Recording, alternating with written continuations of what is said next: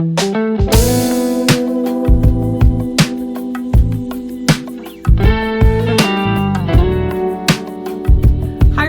Lynn from Lynn Vintage, and today we are going to do our Retro Wednesday cooking, but we're going to do dishes your man will love. This is from Family Weekly, September 1974. So we are going to do a Chinese sweet and sour beef, and then we are also going to make a Oriental bean sprout salad. So if these are dishes for our man, we know that it's Father's Day is coming, so we want to make him something special. I would always put this with maybe a little dessert, but we're not going to do one of those. We won't have the time. But let's get started with our stir fry and our salad. I would also like to invite you guys to check out the $10 thrift collab that I did with Carolina Princess, Sweet Treats and Pretties. So go and give that a like and check out everything that everybody got for $10. Thank you so much. Let's get into our ingredients. So for our dish, we will need 1 pound of top round. I do want to go over one of them, how I kind of pounded it down and cut it. So we'll go over that next. We do also need 5 tablespoons of vegetable oil. We also need 1 can of sliced water chestnuts. That said 8.5 ounces. That's an 8-ounce can. We also need an onion that was cut small wedges. We also need I want to say they wanted a 13.5-ounce can of pineapple tidbits or chunks. This is a 20-ounce can. We did discuss the differences in ounces from 1970s to now, so they are different. A green pepper that was cut into squares. So then for the sauce in this dish, I do have 2 tablespoons of ketchup, 1 tablespoon of wine vinegar, 2 tablespoons of soy sauce. I have Bragg's amino acids in there, a half a teaspoon of sugar. So this I'm sure is for our sauce. And then I'm sure this is to thicken the sauce. There is a tablespoon of cornstarch and 3 tablespoons of cold water. And then at the end, we are putting in 2 tomatoes that are cut into 8 wedges. So those are there. So let's get started with all these ingredients. Let me show you how I cut this up. So real quick, I just wanted to go over this meat a little bit with you. What I did was I just kind of trimmed the fat off of it a little bit. I mean, it wasn't too horrible. So I just wanted to take some of the fat off. And then I just kind of wanted to let you guys see how this grain runs on this piece of meat. So what I'm going to do is I'm going to notice that it's running this way. So I want to make sure that I'm cutting on a different angle than that. So I'm going to cut my meat this way so that the strands are smaller and it's not as tough. So with that being said, I'm going to salt and pepper it. Both sides.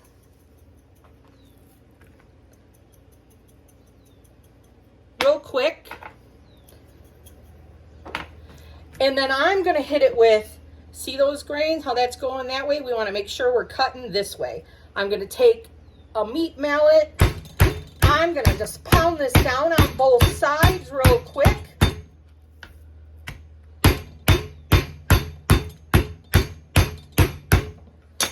I'm going to look at that grain, and I want to make sure that I'm cutting like this. So that way I have shorter fibers so the meat won't be tough. It did call for a meat tenderizer, and I try and stay away from them only because of MSG. I don't want to give my family MSG, so I really want to cut this against the grain like that and just make sure that I've pounded it a little bit. All right, let's get started with the other ingredients. Let's cut this tomato into 8 wedges real quick. So I just cut it in half. I'm going to cut it in quarter. I'm just going to cut out the little bit of the stem there just real quick, and then cut these in half, so that would give me my 8.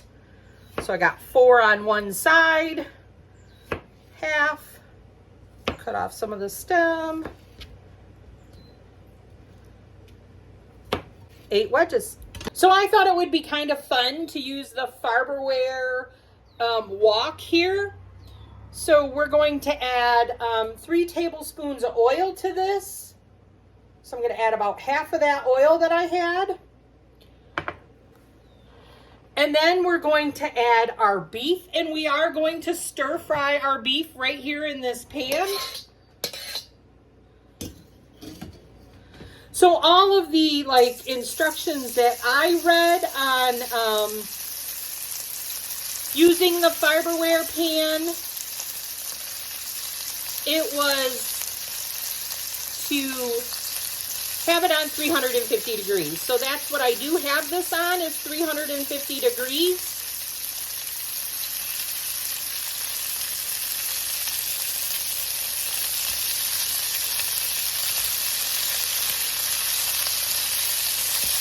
I don't want to crowd it too much. That's why I'm kind of putting it in slowly.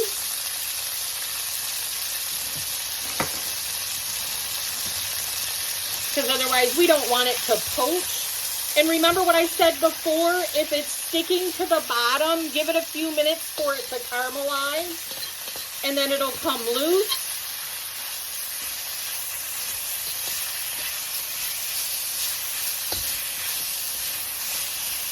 So I'm going to let this brown a little bit, and then I'll add the rest.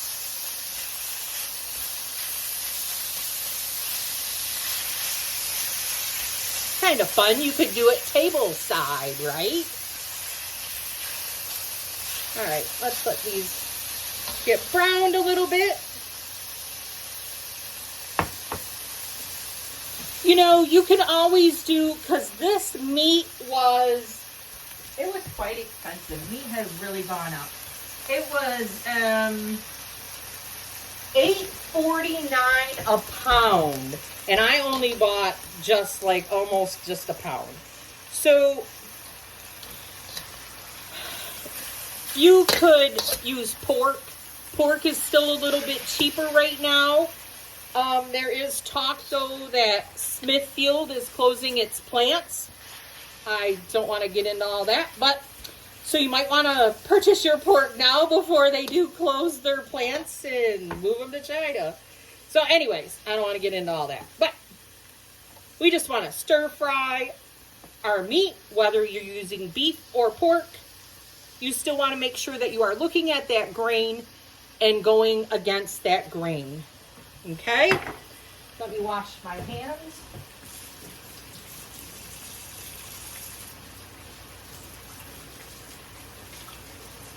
All right, touching that raw meat. Let's get this nice and stir fried, and I'll come back and show you when it's all done. All right, so we got our meat nice and brown. We're gonna remove that. We've got some caramelized bits in the bottom. That's always good.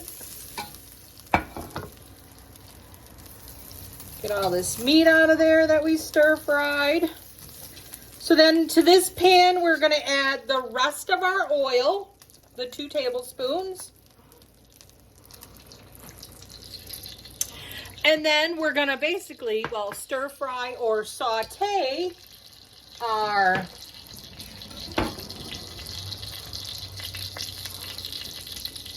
onion and green pepper. I'm kind of letting this come up to heat a little bit more because we do want to hear that sizzle. Remember, we've talked about that many times. All right. So we got that in there.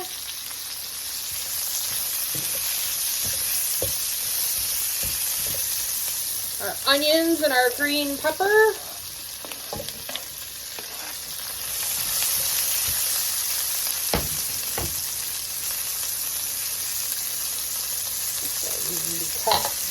They still got a little bit of root on them.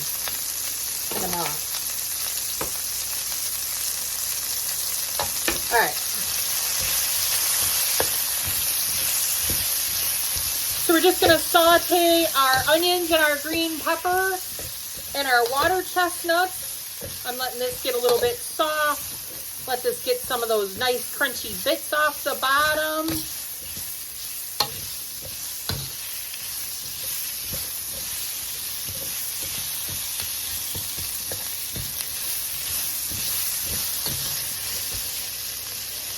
because we don't want those water chestnuts to fall apart. So I want to get this a little bit soft, and then I'm going to add my water chestnut.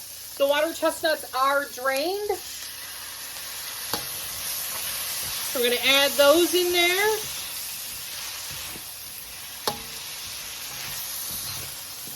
I think some snow peas would be good in here, but this is what their recipe calls for, so we are going with their recipe.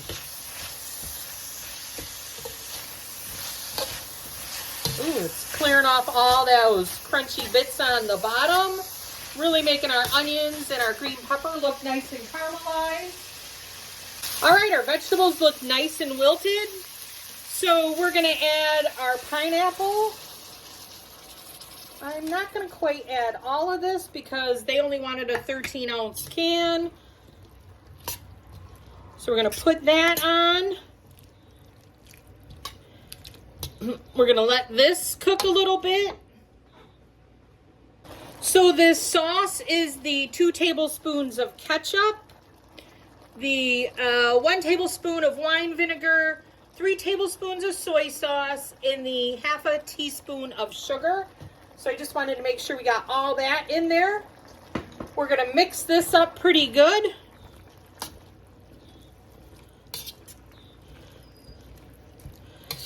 And then to thicken this, we're going to add our tablespoon of cornstarch with our 3 tablespoons of cold water. We want to make sure that that is mixed fairly well. You're kind of making what they call a slurry, so you don't want any lumps in it. So we just want to make sure that we get that mixed really well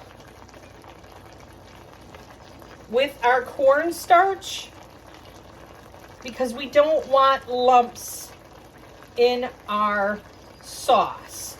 And when you do cornstarch lumps, they're like bits of glue, so we don't want that. All right, so make sure we got our slurry really nice and good. I'm just trying to get all this cornstarch out of here.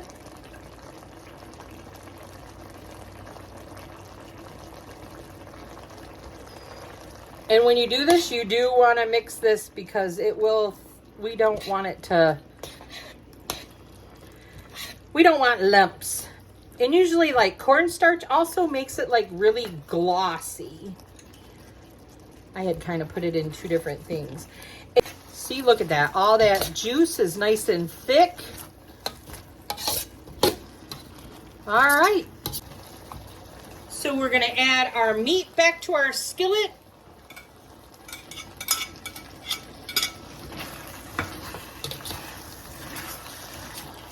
Ooh, looks good. And then once we get that all added in, we're then going to add these beautiful tomatoes. Look at those. Those are gorgeous. And just stir these in. Ooh, wow. That really makes it pop, huh? All right. So we're going to warm these tomatoes through. And then we'll serve this over some rice. Looks beautiful, doesn't it? All right, let me get it plated. So how great is this for Father's Day? We got our nice beef stir fry here, homemade salad dressing with our nice bean sprout salad, and I got a little bit of jasmine rice. Let's plate it up and see what it tastes like. All right, everyone, thoughts on the dishes that we did today. You know, at first when I was eating the salad, I thought, maybe it needed some ginger, maybe it needed some this. But it is so humid right now in Michigan, and I don't have my air on. I'm just really cheap, but I'm gonna have to turn it on before I go to bed. But anyways, but then as I'm eating it, I'm like, oh, you know what? It's actually really refreshing because I was so hot. And it's so simple that it's just a simple salad that if it's really cold, I bet it would be really good, especially on hot days. Super simple. and it was just nice and crisp. So I did enjoy that. And then the stir fry, it was good. You know, I'm not used to putting pineapple in my stir fry. I like just tons of vegetables, but the sauce had a really good flavor to it. It was super simple, and serving it over rice, I had some jasmine rice. So it was really simple with that. I enjoyed it. Next week, we're going to go back to our Betty Crocker recipe index cards. So I think we're going to go do the number 5 in budget casseroles, hamburger pie. So we'll do this next week, hamburger pie. So don't forget to stop by and do that. If I have time, I would probably, for Father's Day, I have rhubarb growing in my flower beds. I'm getting rid of my flower beds up front. And so I have to move the rhubarb. So I was going to do probably a rhubarb like dump crumble. If I have time, I will post that. With that, again, don't forget to check out the $10 thrift haul. And have a great night, everyone. Don't forget to like, comment, and subscribe. This is Lynn from Hey Lynn Vintage. Hope to see you again real soon. Thanks for helping my channel grow. Have a great night, everyone.